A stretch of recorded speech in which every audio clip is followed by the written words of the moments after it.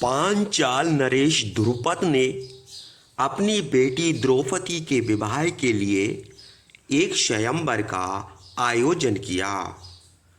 स्वयंवर हेतु विशाल मंडप तैयार किया गया था। मंडप के बीचों बीच एक खंभे के ऊपर गोल चक्र में एक मछली फंसी हुई थी। खंभे के नीचे जल से भरा एक पात्र, धनुष और 5 तीर रखे हुए थे। स्वयंवर के नियमानुसार जो व्यक्ति जल में देखते हुए चक्र में घूमती मछली की आंख का भेदन इन तीरों से करेगा, राजकुमारी द्रौपदी उसी के गले में माला डालेगी। स्वयंवर में दुर्योधन, कर्ण, शिशुपाल, जरासंध और दूर देश के कई अन्य राजा एवं राजकुमार आए हुए थे। महाराज द्रुपद के आग्रह पर यदुवंशी राजा सूर्य के पौत्र तथा वासुदेव के पुत्र श्री कृष्ण भी स्वयंवर में उपस्थित थे।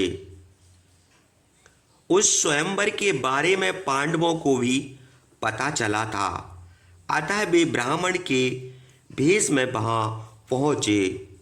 निश्चित समय पर धृष्टद्युम्न अपनी बहन द्रौपदी के साथ स्वयंवर सभा में आया। फिर एक एक करके सभी राजा और राजकुमार अपना भाग्य आजमाने लगे, परंतु कई प्रतियोगी तो धनुष की प्रत्यंचा भी ना चढ़ा सके। सभी प्रतियोगी लक्ष्य को भेदने में असमर्थ रहे। इसके बाद ब्राह्मण वेशधारी अर्जुन उठे।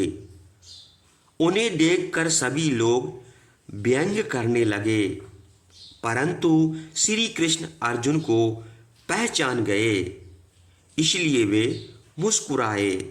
फिर अर्जुन ने धनुष को आसानी से उठा लिया और प्रत्यंचा चढ़ाकर एक ही तीर से लक्ष्य को भेद दिया। तब द्रौपदी ने अर्जुन के गले में वरमाला पहना दी।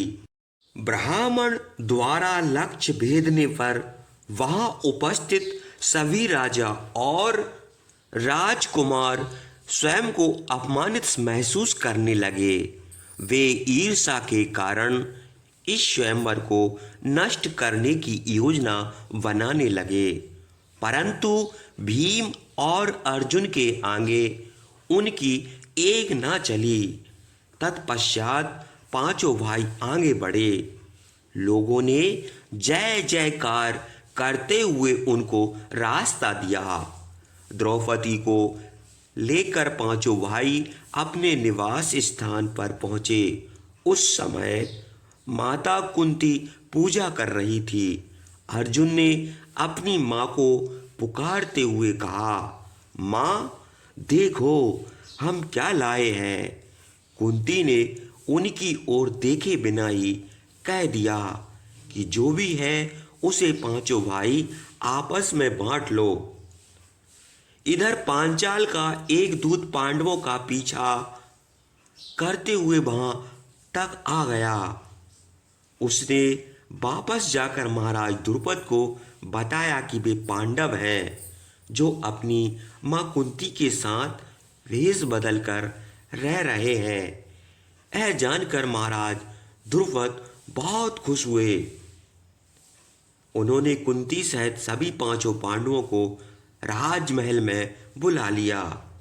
श्री कृष्ण अपनी बुआ और पांचों पांडवों से मिलकर बहुत प्रसन्न हुए।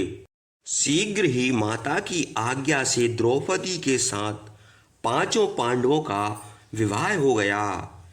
ऐसे वीर दामाद पाकर द्रुपद जहाँ प्रसन्न थे, वहीं 5 व्यक्तियों से अपनी पुत्री के विवाह ने उन्हें चिंता में डाल दिया था। उसी समय महर्षि व्यास का पांचाल में आगमन हुआ। द्रुपद ने अपनी समस्या ऋषि के समक्ष रखी। व्यास ने उन्हें द्रौपदी के पिछले जन्म और शिव द्वारा प्राप्त वरदान के बारे में बताया।